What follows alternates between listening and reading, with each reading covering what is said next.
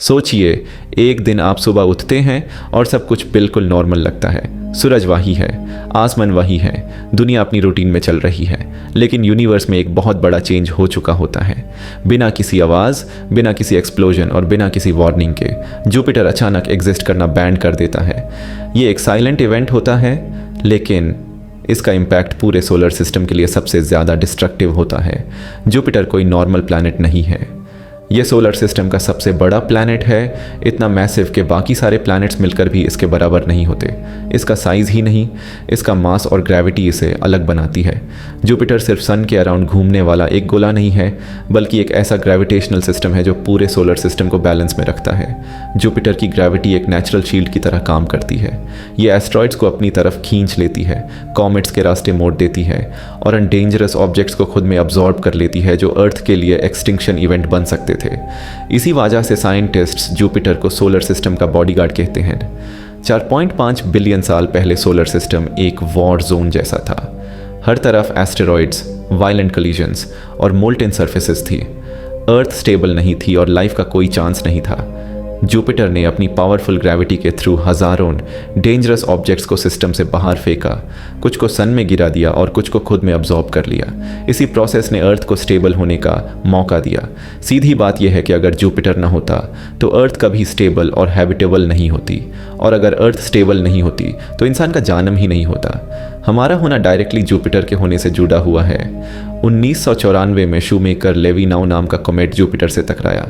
ये इम्पैक्ट इतना पावरफुल था कि अर्थ से भी क्लियरली दिख रहा था। हर एक्सप्लोजन न्यूक्लियर बॉम्ब से हज़ारों गुना ज़्यादा स्ट्रॉन्ग था, लेकिन जुपिटर ने पूरी एनर्जी अपने एटमॉस्फेयर में अब्जॉर्ब कर ली। अर्थ बिल्कुल सेफ रही। ये इंसिडेंट एक क्लियर वार्निंग था कि जुपिटर हमारे लिए क्या रोल प्ले करता है। अब इमेजिन कीजिए कि एक पल जुपिटर बिना किसी ब्लास्ट के अचानक गायब हो जाता है। उसके साथ ही सोलर सिस्टम से एक बहुत बड़ा ग्रेविटेशनल एंकर निकाल जाता है। जैसे ही ये होता है, प्लानिटरी बैलेंस टूटना शुरू हो जाता है और कैओस की शुरुआत हो जाती है। मार्स और जुपिटर के बीच जो एस्टेरॉयड बेल्ट है, वो जुपिटर की ग्रेविटी की वजह से स्टेबल थी। जुपिटर के गायब होते ही ये बेल्ट कंप्लीटली अनस्टेबल हो जाती है। एस्टेरॉयड्स रैंडम डायरेक्शंस में मूव करने लगते हैं, कुछ सन की तरफ, कुछ आउटर स्पेस की तरफ और कुछ सीधा अर्थ की तरफ। पहले 10 साल में कोई ड्रामेटिक चीज़ नज़र नहीं आती। आसमान अभी भी सुंदर होता है और लोग सोचते हैं कि शायद कुछ भी गलत नहीं हुआ, लेकिन ग्रेविटी के इफ़ेक्ट्स स्लो होते हैं और इसी वजह से सबसे ज़्यादा डेंजरस होते हैं। धीरे धीरे कॉमेट्स और एस्टेरॉयड्स के रास्ते इनर सोलर सिस्टम की तरफ मुड़ने लगते हैं। एस्टेरॉयड्स का भी एम नहीं करते, ग्रेविटी उन्हें गाइड करती है। जुपिटर के बिना सन और अर्थ सबसे बड़े ग्रेविटेशनल ट्रैप्स बन जाते हैं। जो भी ऑब्जेक्ट पास से गुजरता है, अर्थ यूज अपनी तरफ खींच लेती है। इस वजह से एस्टेरॉयड इम्पैक्ट्स की फ्रीक्वेंसी बहुत तेज़ी से बढ़ने लगती है। जुपिटर सन के मोशन को भी इनडायरेक्टली स्टेबलाइज करता था। जुपिटर के जाने से सन का वॉबल बढ़ जाता है और सोलर रेडिएशन फ्लक्चुएट करने लगती है। इसका डायरेक्ट इफेक्ट अर्थ के क्लाइमेट पर पड़ता है। एक्सट्रीम गर्मियाँ, एक्सट्रीम सर्दी और मॉनसून सिस्टम्स का कोलैप्स शुरू हो जाता है। कुछ ही डेकेड्स के अंदर मैस एक्सटिंक्शन शुरू हो जाती है।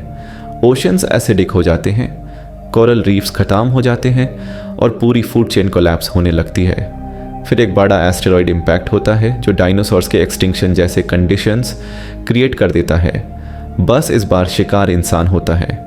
इस पॉइंट पर गवर्नमेंट्स कोलैप्स हो जाती हैं, इलेक्ट्रिसिटी और इंटरनेट अनरिलायबल हो जाते हैं और स्पेस प्रोग्राम्स बैंड हो जाते हैं। सैटेलाइट्स ऑर्बिट से गिरने लगते हैं। बचे हुए लोग अंडरग्राउंड शेल्टर्स या एक्सट्रीम क्लाइमेट्स में रहने पर मजबूर हो जाते हैं। जुपिटर अर्थ के ऑर्बिट को सर्कुलर रखता था। जुपिटर के बिना अर्थ का ऑर्बिट धीरे धीरे एलिप्टिकल हो जाता है। कभी अर्थ सन के बहुत पास चली जाती है और कभी बहुत दूर। सीजन्स एक्सट्रीम हो जाते हैं और प्लैनेट स्टेबल रहना बैंड कर देता है। मार्स और वीनस जैसे प्लैनेट्स पहले कोलैप्स होते हैं। मार्स कंप्लीटली डेड हो जाता है और वीनस और ज़्यादा हेलिश बन जाता है। धीरे धीरे पूरा इनर सोलर सिस्टम एक ग्रेवयार्ड में बदल जाता है। आउटर सोलर सिस्टम से आने वाले फास्ट और मैसिव कॉमेट्स को रोकने वाला कोई नहीं होता। एक बड़ा कॉमेट ओशंस को बॉयल कर सकता है और एटमॉस्फेयर को स्ट्रिप कर सकता है। अर्थ अब सिर्फ सरवाइव नहीं कर रही होती, बल्कि लगातार टॉर्चर झेल रही होती है। 1000 साल बाद अर्थ पे ब्रीथेबल एटमॉस्फेयर ऑलमोस्ट इम्पॉसिबल हो जाता है। आसमान अपना नीला रंग हो चुका होता है और नेचुरल इकोसिस्टम लगभग खत्म हो चुका होता है। जो थोड़े बहुत ह्यूमंस बचते हैं, वो सिर्फ आर्टिफिशियल सिस्टम्स के सहारे जिंदा रहते हैं। अर्थ का ऑर्बिट हर 1000 साल नोटिसेबल चेंज करता है। कभी ओशियंस एवेपोरेट होने लगते हैं और कभी कॉन्टिनेंट्स फ्रीज हो जाते हैं। अर्थ एक अनस्टेबल पेंडुलम बन चुकी होती है जो एक्सट्रीम्स के बीच झूलती रहती है। प्लैनेट की कोर डायनामिक्स डिस्टर्ब होने लगती हैं और मैग्नेटिक फील्ड वीक हो जाती है। सोलर रेडिएशन डायरेक्टली सरफेस तक पहुंचती है, डीएनए डैमेज होता है और लाइफ का हर फॉर्म स्ट्रगल करने लगता है। एस्ट्रॉयड बेल्ट डिस्पर्स हो चुका होता है और काइपर बेल्ट के ऑब्जेक्ट्स इनर सोलर सिस्टम में घुस चुके होते हैं। सैटर्न के मून्स और रिंग्स अनस्टेबल हो जाते हैं। सोलर सिस्टम एक ऑर्डरली सिस्टम नहीं रहता, बल्कि एक डेब्रिस फील्ड बन जाता है। इस स्टेज पर अर्थ के पास सिर्फ 3 पॉसिबल फेट्स बचते हैं, या तो अर्थ सन के पास जाकर जल जाए, या आउटर स्पेस में जाकर फ्रीज हो जाए, या फिर सोलर सिस्टम से बाहर इजेक्ट हो जाए। तीनों केसेस में लाइफ का एंड श्योर होता है। यूरोपा और टाइटन जैसे मून्स पर लाइफ के जो भी चांसेस थे वो भी जुपिटर के साथ ही टाइड थे। जुपिटर के बिना उन मून्स पर भी लाइफ का सपोर्ट सिस्टम कोलैप्स हो जाता है। 1 मिलियन साल बाद अर्थ एक फेल्ड एक्सपेरिमेंट लगती है। सिटीज़ डस्ट बन चुकी होती हैं, ओशंस या तो इवापोरेट हो चुके होते हैं या पूरी तरह frozen. Life almost completely extinct हो चुकी होती है।